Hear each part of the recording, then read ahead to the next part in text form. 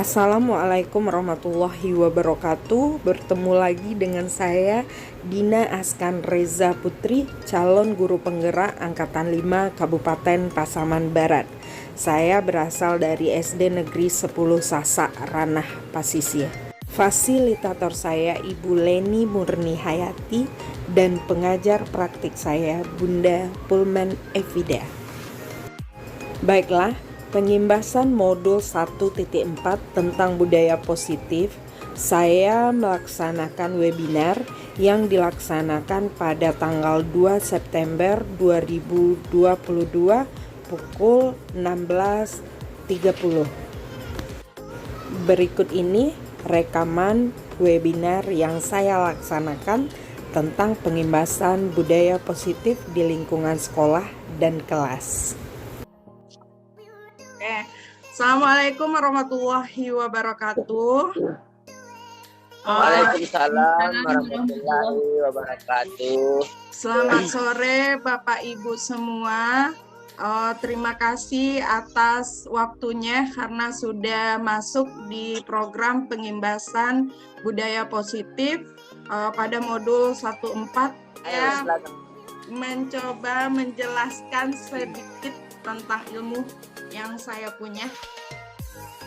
Perkenalkan, nama saya Dina Askan Reza Putri. Kebetulan saya dinas di SD Negeri 10 Sasak, Ranah Pasisir. Saya lulus Angkatan 5, calon guru penggerak dari Kabupaten Pasaman Barat. Sebenarnya pengimbasan modul 1.4 budaya positif ini, kita sebenarnya di sekolah itu sudah melaksanakan budaya positif gitu. Budaya positif ini kan kebiasaan-kebiasaan baik yang ada di sekolah. Namun mungkin belum terorganisir, terkelompokkan atau berjalan seperti apa adanya gitu. Jadi latar belakangnya budaya positif itu menciptakan suasana yang positif sehingga akan membuat murid dan guru menemukan kesenangan dalam melakukan pembelajaran. Pembelajaran tidak akan menjadi suatu beban, namun akan menjadi kebutuhan bagi peserta didik. Hal ini berdampak pada karakter murid, bukan hanya terbentuk dari akademik saja, namun lebih kepada lingkungan sekolahnya. Jadi budaya positif ini sebenarnya sudah ada, kebiasaan-kebiasaan baik itu sudah ada di tempat kita ngajar dan kita sebagai guru pun sudah menjelaskan, sudah memantau peserta didik kita untuk melaksanakan kebiasaan-kebiasaan baik gitu. Jadi budaya positif ini adalah nilai-nilai atau keyakinan yang berpihak kepada murid agar murid dapat berkembang sesuai dengan yang diharapkan. Untuk menciptakan budaya positif ini, itu diperlukan disiplin positif. Disiplin positif ini adalah suatu cara penerapan disiplin tanpa adanya kekerasan, tanpa adanya ancaman yang di dalam pelaksanaannya melibatkan komunikasi tentang perilaku antara murid dan guru.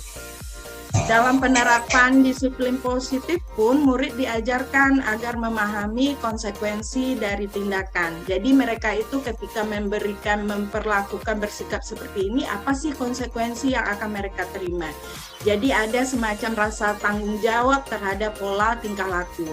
Jadi dapat disimpulkan bahwa disiplin positif adalah cara agar menumbuhkan kesadaran dalam diri peserta didik. Jadi disiplin positif ini adalah salah satu bentuk cara untuk menimbulkan budaya positif di lingkungan sekolah. Jadi suatu kebiasaan itu kita harus konsisten, harus komitmen dalam melaksanakannya. Sehingga kita itu tidak bisa mengontrol orang lain, jadi hanya bisa mengontrol diri kita. Belajar kontrol diri dengan menggali potensi kita agar tercapai tujuan yang mulia.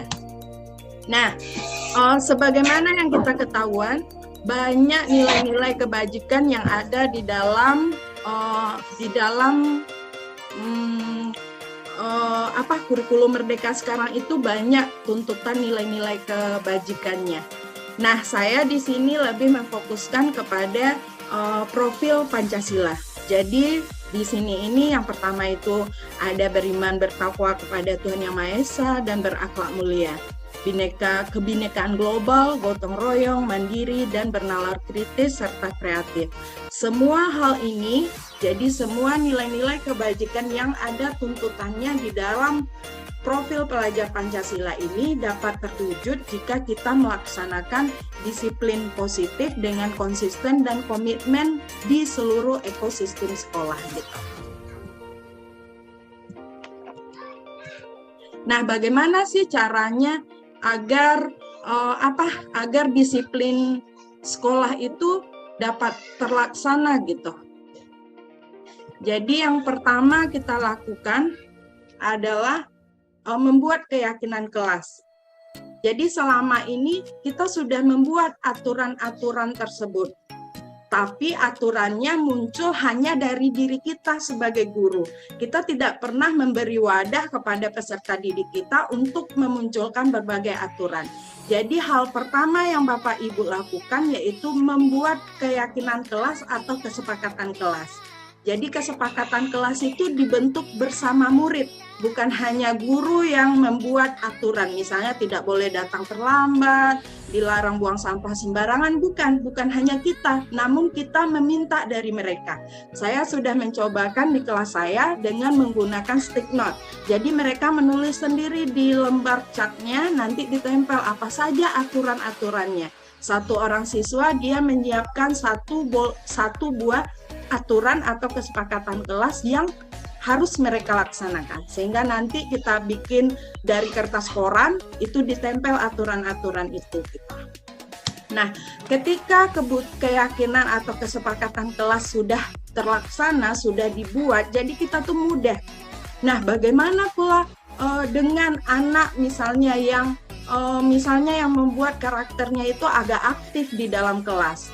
Anak yang malas belajar, tentunya itu akan berdampak. Kita melihat kebutuhan dia sebagai manusia, bahwa manusia itu memiliki kebutuhan dasar cinta dan kasih sayang. Jadi kita rasa mungkin dia kekurangan kasih sayang di rumahnya. Ada kebutuhan dasar yang kurang dari mereka, sehingga membuat mereka itu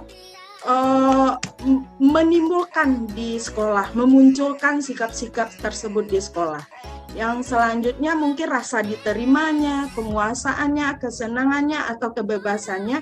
Jadi dapat disimpulkan ketika kebutuhan dasar manusia ini ada bermasalah, maka akan dia bawa di kelasnya masing-masing gitu. Nah, setelah mereka membuat sikap atau karakter yang dia bawa ke dalam kelas, misalnya mukul teman, emosi yang tidak terjaga, pasti ada yang bermasalah terhadap kebutuhan dasarnya sebagai manusia, karena seorang manusia itu membutuhkan cinta dan kasih sayang, mungkin ada yang kurang. Nah, ketika muncul permasalahan tersebut, disinilah posisi kontrol seorang guru. Jadi dalam modul ini dibagi 5. Yang pertama ada posisi penghukum. Jadi selama ini mungkin Pak Riko ketika anaknya bermasalah langsung dihukum nih gitu. Atau yang kedua, ada posisinya pembuat orang merasa bersalah. Contohnya gini, aduh nak, nggak kasihan sama ibu, nanti ibu dimarahi oleh kepala sekolah karena kelasnya ribut. Itu contoh. Jadi dibuat seolah-olah anak itu merasakan apa yang kita alami gitu. Kalau kelasnya ribut, nanti Bu Dina dimarahi loh oleh kepala sekolah itu. Jadi pembuat orang merasa bersalah. Atau yang ketiga, posisi teman gitu. Jadi kita anggap dia itu teman, jadi tempat curhat, jadi apa keluh kesah mereka gitu. Nah, ada juga posisi pemantau, misalnya sikit-sikit kita bikin laporan, bikin catatan khusus. Ada posisi manajer. Dari kelima posisi ini memiliki nilai plus minus atau memiliki kekurangan dan kelebihan. Karena ada sebagai penghukum tentunya nanti akan membuat dampak yang lebih baik kepada anak. Karena adanya hukuman mungkin dia akan lebih disiplin. Ternyata itu tidak gitu. Jadi dari kelima posisi ini yang paling bagus adalah posisi manajer. Bagaimana kita memahami seorang murid itu, bagaimana kita meminta pendapat mereka sebelum kita memberikan suatu tindakan atau solusinya. Nah, ketika permasalahan ada di dalam kelas, kita bisa menyelesaikan dengan segitiga restitusi. Apa itu segitiga restitusi? Yang pertama, kita stabilkan dulu identitasnya. Yang kedua, kita validasi tindakannya salah atau benar. Yang ketiga, kita kembalikan ke keyakinan kelas. Misalnya, ada satu kasus nih, anak itu buang sampah sembarangan. Ketika kita melihatnya, kita dekati dia, kita tanya, apakah kita stabilkan identitasnya, apakah perbuatannya ini benar atau salah gitu. Apakah yang dia lakukan benar atau salah. Nanti anak akan menjawab misalnya salah gitu ya. Nah, selanjutnya baru kita kembalikan lagi ke keyakinan kelasnya, apakah ini sudah sesuai, bagaimana ini sudah sesuai tidak dengan keyakinan kelas atau kesepakatan kelas yang sudah kita buat secara bersama gitu. Nah, setelah itu kita tanya solusi mereka itu bagaimana seharusnya untuk menyelesaikan masalah ini gitu. Jadi semacam gitu. Jadi ketika dia buat masalah, kita menggali potensi dia, meminta solusi dari mereka gitu. Nah, setelah itu, ini contohnya, contoh menstabilkan identitas itu. Kita berusaha berbuat salah itu tidak apa-apa, Bu Dina pun juga pernah berbuat salah loh gitu. Tidak ada manusia yang sempurna gitu. Saya juga pernah melakukan kesalahan seperti itu. Kita bisa loh menyelesaikan ini gitu. Bapak Ibu tidak tertarik mencari siapa yang salah, tapi Bapak Ibu ingin mencari solusi dari permasalahan ini. Kamu berhak merasa begitu gitu. Apakah kamu sedang menjadi teman yang baik buat dirimu sendiri? Ini contoh kita menggali siswa kita untuk menstabilkan identitasnya. Jadi mereka itu ketika buat salah itu tidak tergoncang gitu. Jadi kita membuat, kalau kita sebagai guru pun juga pernah membuat kesalahan gitu. Nah, selanjutnya validasi tindakan yang salah. Validasi tindakan yang salah, ini contoh pertanyaan yang pernyataan atau pertanyaan yang bisa kita berikan. Misalnya, padahal kamu bisa loh melakukan yang lebih buruk dari ini ya, gitu. Atau kamu pasti punya alasan mengapa melakukan hal itu, mengapa anak ibu buang sampah sembarangan, pasti anak ibu punya alasan gitu. Selanjutnya mungkin bisa kamu patut bangga pada dirimu sendiri karena kamu telah melindungi sesuatu yang penting buatmu gitu. Mungkin dia itu dimarahi atau apa, jadi dia melindungi dirinya atau melindungi temannya gitu. Kamu boleh mempertahankan sikap itu, tapi kamu harus menambahkan dengan sikap yang baru. Ini contoh pertanyaan pemantik yang dapat memvalidasikan tindakan murid tersebut. Selanjutnya menanyakan keyakinan kelas yang sudah kita bentuk dalam kesepakatan kelas yang pertama tadi. Yang pertama, apa yang kita percaya sebagai kelas atau keluarga gitu. Yang kedua, apa saja nilai-nilai umum yang telah kita sepakati. Jadi kan kita sudah menyepakati nih nilai-nilai umum gitu. Apa bayangan kita tentang kelas kita yang ideal? Jadi seharusnya kelas kita itu bagaimana? Kamu mau jadi orang yang seperti apa? Jadi intinya dalam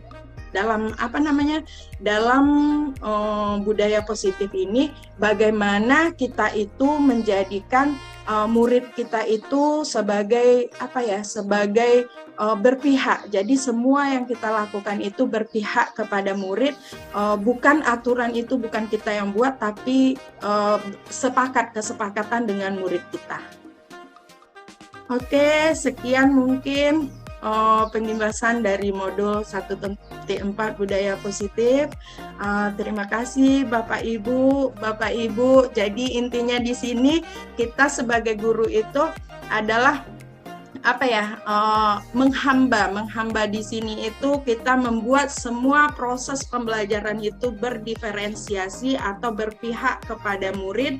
Semua aturan yang kita buat itu dengan kesepakatan dengan murid, sehingga budaya positif itu konsisten kita laksanakan, berkelanjutan dan komitmennya itu bersama. Jadi kita sebagai guru itu harus bisa menempatkan gitu sesuai dengan kodrat alam dan kodrat zaman yang ada di saat sekarang ini gitu. Oke, Bapak Ibu, terima kasih Ibu. Sekali lagi mohon maaf. Apakah kira-kira ada yang mau ditanggapi tentang pengimbasan modul 1.4 tentang budaya positif?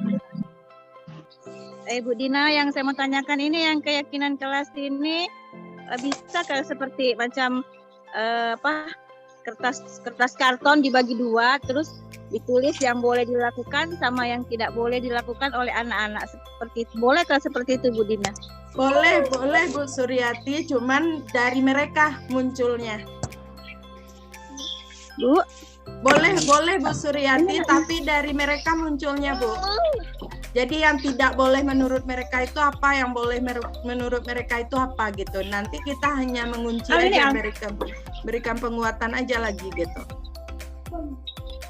Oh, ya, bukan kita yang menentukan boleh atau yang tidak bolehnya Bu Suryati, tapi dari mereka gitu. Mereka yang buat boleh atau. Oh iya Bu, iya.